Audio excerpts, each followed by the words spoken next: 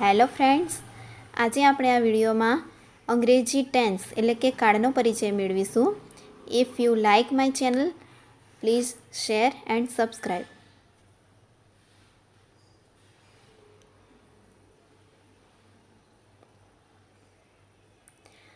Tense એટલે કે કાળ. કાળના મુખ્ય 3 પ્રકાર છે. પહેલો વર્તમાન કાળ એટલે કે પ્રેઝન્ટ ટેન્સ, બીજો ભૂતકાળ એટલે કે પાસ્ટ ટેન્સ, ત્રીજો ભવિષ્યકાળ એટલે કે ફ્યુચર ટેન્સ.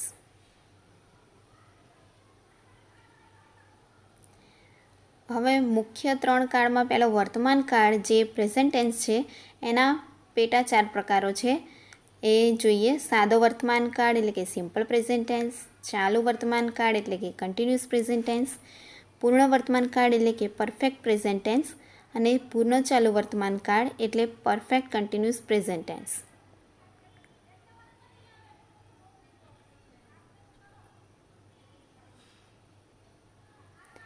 બીજો ભૂતકાળ એટલે કે પાસ્ટ ટેન્સ, એના પણ આ રીતે 4 પેટા પ્રકારો છે. સાદો ભૂતકાળ એટલે કે સિમ્પલ પાસ્ટ ટેન્સ, ચાલુ ભૂતકાળ એટલે કે કન્ટિન્યુઅસ પાસ્ટ ટેન્સ, પૂર્ણ ભૂતકાળ એટલે કે પરફેક્ટ પાસ્ટ ટેન્સ અને ચોથો છે પૂર્ણ ચાલુ ભૂતકાળ એટલે કે પરફેક્ટ કન્ટિન્યુઅસ પાસ્ટ ટેન્સ. એવી રીતે કાળનો મુખ્ય ત્રીજો પ્રકાર ભવિષ્યકાળ એટલે કે ફ્યુચર ટેન્સ, એના પર પણ 4 પેટા પ્રકારો આ મુજબ છે. સાદો ભવિષ્યકાળ એટલે સિમ્પલ ફ્યુચર ટેન્સ, ચાલુ ભવિષ્યકાળ એટલે કન્ટિન્યુઅસ ફ્યુચર ટેન્સ, પૂર્ણ ભવિષ્યકાળ એટલે પરફેક્ટ ફ્યુચર ટેન્સ અને પૂર્ણ ચાલુ ભવિષ્યકાળ એટલે કે પરફેક્ટ કન્ટિન્યુઅસ ફ્યુચર ટેન્સ. તો આ રીતે 3 મુખ્ય કાળના 4 પેટા પ્રકારો છે. એવી રીતે કુલ 12 ટેન્સની સમજ મેળવીશું. દરેક કાળની અલગ અલગ વાક્યરચના હોય છે. વાક્યરચનાના મુખ્ય ભાગ આ મુજબ છે, જે મુખ્ય 5 ભાગમાં વહેંચાયેલા છે. તો પહેલું સબ્જેક્ટ એટલે કે કર્તા કહેવાય, બીજું હેલ્પિંગ વર્બ્સ એટલે કે સહાયકારક ક્રિયાપદો, વર્બ એટલે કે ક્રિયાપદ, ઓબ્જેક્ટ એટલે કે કર્મ અને અધર વર્ડ્સ જેને કહેવાય અન્ય શબ્દો. એની માહિતી આપણે વિસ્તારપૂર્વક સમજીએ તો સબ્જેક્ટ એટલે કે કર્તા કોને કહેવાય? તો કર્તા એટલે ક્રિયા કરનાર. હી, શી, ઇટ, ધે અને યુ તથા કોઈ પણ નામ એને સબ્જેક્ટ કહેવાય. For example Manisha plays cricket. તો આમાં મનીષા એ ક્રિયા કરનાર છે, તેથી એને સબ્જેક્ટ એટલે કે કર્તા કહેવાય. બીજો ભાગ છે હેલ્પિંગ વર્બ્સ એટલે કે સહાયકાર ક્રિયાપદો. એમાં do, does, did, am, is, are, have, has, will, shall, was, were, can, could, should, would, may, might, must આ બધા જ સહાયકારક ક્રિયાપદો છે.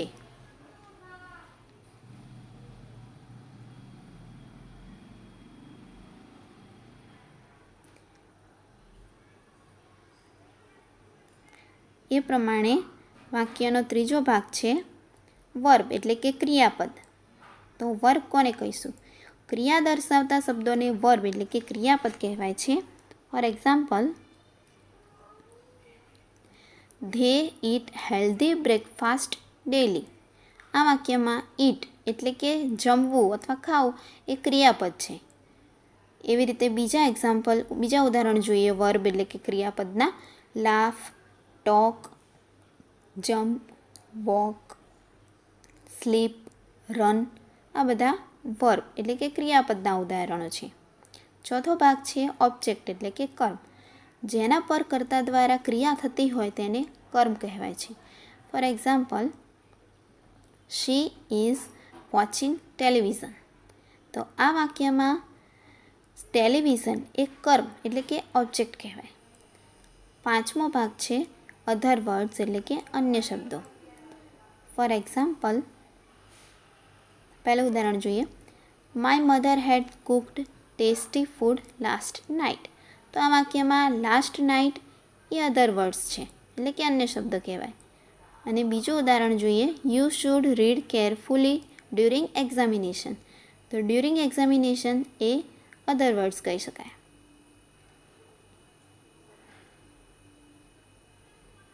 તો આ રીતે વાક્યના મુખ્ય 5 ભાગ પડે છે. આ વિડીયોમાં હવે આગળ આપણે સાદા વર્તમાન કાળ વિશેની એટલે કે સિમ્પલ પ્રેઝન્ટ ટેન્સ વિશે વિસ્તારપૂર્વક સમજ મેળવીશું. તો સૌપ્રથમ તેનો ઉપયોગ એટલે કે સાદો વર્તમાન કાળનો ઉપયોગ કયા પ્રકારના વાક્ય બનાવવામાં થાય છે. તો નિયમિત રીતે કે નિયમિત સમય થતી ક્રિયા હોય, રૂઢિપ્રયોગો કે કહેવતો હોય, સનાતન સત્યો, ગણિત અને વિજ્ઞાનના તથા ભૂગોળના નિયમો દર્શાવવા માટે, એ સિવાય પણ પોતાનો કે કોઈનો શોખ, ટેવ બતાવવા માટે. ઉદાહરણ તરીકે, હું ચા પીવું છું, હું રોજ વહેલા સૂવું છું. અથવા તો સનાતન સત્ય જેમ કે સૂર્ય પૂર્વમાં ઉગે છે, પશ્ચિમમાં આથમે છે. એ ઉપરાંત જે તે વ્યક્તિનો વ્યવસાય જેમ કે શિક્ષક ભણાવે છે, કંડક્ટર ટિકિટ આપે છે. અથવા તો કુદરતી રીતે બનતી ઘટનાઓ કે વૃક્ષો ઓક્સિજન આપે છે. તો આ પ્રકારના ઉદાહરણો છે જેના દ્વારા આપણે સમજી શકીએ કે આપેલું જે તે વાક્ય સાદા વર્તમાન કાળનું એટલે કે સિમ્પલ પ્રેઝન્ટ ટેન્સનું છે. એના કીવર્ડ્સ છે daily, everyday, regularly, always, sometimes, seldom, often, generally, ever, never. એ સિવાય આ બધા કીવર્ડથી આપણે ઓળખ મેળવી શકીએ કે આ સાદા વર્તમાન કાળનું વાક્ય છે. સાદા વર્તમાન કાળમાં એમ, ઇઝ, આરનો ઉપયોગ કરવામાં આવતો નથી. હવે જોઈશું એની હકાર વાક્ય રચના. તો સાદા વર્તમાન કાળમાં હકાર વાક્ય રચના એટલે કે વાક્યનું સ્ટ્રક્ચર કેવી રીતે બને છે. તો સૌપ્રથમ કર્તા એટલે કે સબ્જેક્ટ, ક્રિયાપદનું મૂળ રૂપ એટલે કે ફર્સ્ટ વર્બ, પછી કર્મ એટલે કે ઓબ્જેક્ટ અને બાદમાં અન્ય શબ્દો એટલે કે અધર વર્ડ્સ. ફોર એક્ઝામ્પલ, એક ઉદાહરણ જોઈ લઈએ આપણે કે આઈ સ્લીપ અર્લી એટલે કે હું વહેલા સૂવું છું. તો આ આપણી ટેવ છે, એ સાદું વર્તમાન કાળનું વાક્ય છે. આઈ એ સબ્જેક્ટ છે, સ્લીપ એ ક્રિયાપદનું મૂળ રૂપ અને અર્લી એ કર્મ છે. બીજું ઉદાહરણ જોઈએ, ધે લાફ લાઉડલી તેઓ મોટેથી હસે છે. તો તે ધે એટલે કે એ સબ્જેક્ટ છે, લાફ એ ક્રિયાપદનું મૂળ રૂપ અને લાઉડલી એ ઓબ્જેક્ટ છે. હવે આમાં ખાસ નોંધ એ છે કે હી, શી, ઇટ એક વચન નામ એટલે કે ત્રીજો પુરુષ એક વચન હોય તો ક્રિયાપદ એટલે કે વર્બને એસ કે ઈએસ લાગે છે. એનું ઉદાહરણ જોઈ લઈએ, હી રન્સ ફાસ્ટ તે ઝડપી દોડે છે. અહીંયા હી એ ત્રીજો પુરુષ એક વચન છે એટલે રન એ વર્બ ક્રિયાપદનું મૂળ રૂપ છે, એની પાછળ એસ લાગે છે. બીજું ઉદાહરણ જોઈએ, વાસુદેવ પ્લેઝ ક્રિકેટ. તો વાસુદેવ એ ત્રીજો પુરુષ એક વચન છે, પ્લે વર્બ છે, એની પાછળ એસ લાગે. બીજી નોંધ છે, જો વર્બનો છેલ્લો અક્ષર એસ, એસએચ, સીએચ, એક્સ, ઈએક્સ કે ઓ હોય તો તેને ઈએસ લાગે છે અને એ સિવાયના વર્બને આગળ જોયું એ પ્રમાણે એસ લાગે છે. આનું ઉદાહરણ જોઈ લઈએ, Mahika watches movies every night. Mahika દરરોજ રાત્રે ફિલ્મો જુએ છે. હવે અહીંયા વોચ એ વર્બ છે, વોચના સ્પેલિંગમાં છેલ્લો અક્ષર સીએચ છે તો એની પાછળ એસ નહીં પણ ઈએસ લાગશે. બીજું ઉદાહરણ છે, he goes to the school regularly તે નિયમિત શાળાએ જાય છે. તો ગોની પાછળ છેલ્લો અક્ષર છે ઓ. તો આગળ ઉદાહરણ નોંધ જોઈ એ પ્રમાણે જે વર્બની પાછળનો અક્ષર ઓ હોય તો એની પાછળ ઈએસ લાગે છે. તો આ ઉદાહરણ પ્રમાણે એસ, એસએચ, સીએચ, એક્સ, ઈએક્સ કે ઓ હોય જ્યારે વર્બની પાછળ ત્યારે ઈએસ લાગે છે.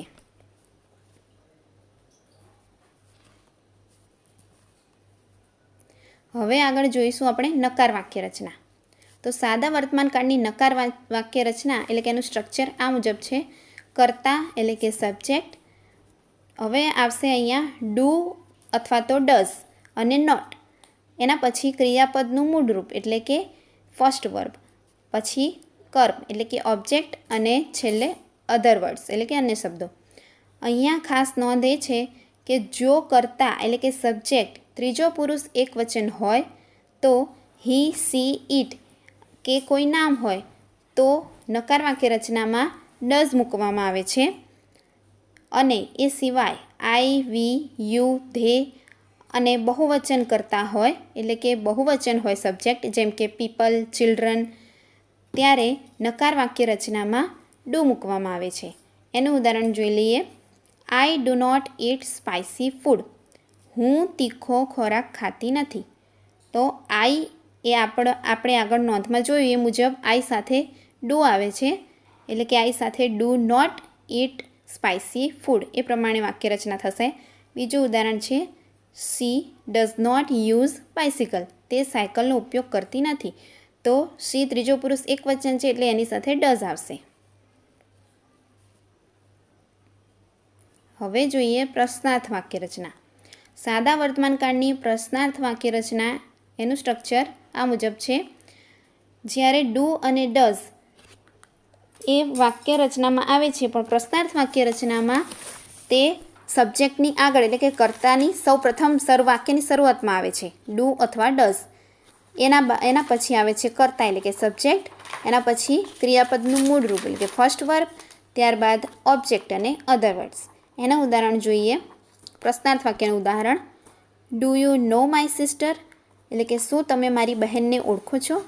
તો અહીંયા યુ સબ્જેક્ટ છે, એની સાથે હંમેશા ડુ આવે, એ આપણે આગળ જોઈ લીધું. પણ અહીંયા ડુ ક્વેશ્ચન સેન્ટેન્સ છે, પ્રશ્નાર્થ વાક્ય રચના, એટલે ડુ સબ્જેક્ટની આગળ આવશે અને એના પછી તરત યુ સબ્જેક્ટ અને બાકીનું સ્ટ્રક્ચર એમનું એમ આવશે, નો માય સિસ્ટર અને પાછળ ક્વેશ્ચન માર્ક. બીજું ઉદાહરણ જોઈએ. Does Mahika write homework daily? શું મહિકા દરરોજ ગૃહ કાર્ય કરે છે? હવે અહીંયા મહિકા સબ્જેક્ટ છે, એ ત્રીજો પુરુષ એકવચન છે, એટલે એની સાથે ડઝ આવે. અને ડઝ એ પ્રશ્નાર્થ વાક્ય છે, એટલે સૌપ્રથમ વાક્યની શરૂઆતમાં મૂકવામાં આવશે. ત્યારબાદ સબ્જેક્ટ છે અહીંયા મહિકા, અને ત્યારબાદ વર્બ એટલે કે રાઇટ અને homework daily. Does Mahika write homework daily અને બાદમાં ક્વેશ્ચન માર્ક. શું મહિકા દરરોજ ગૃહકાર્ય કરે છે? તો આ રીતે આપણે જોયું કે પ્રશ્નાર્થ વાક્ય રચનામાં ડુ કે ડઝ વાક્યની શરૂઆતમાં આવશે, પછી સબ્જેક્ટ, પછી ક્રિયાપદનું મૂળ રૂપ, પછી કર્મ અને પછી અન્ય શબ્દો. તો આ રીતે બાકીના કાળની વિસ્તારપૂર્વક સમજ આપણે આવનારા વિડીયોમાં મેળવીશું.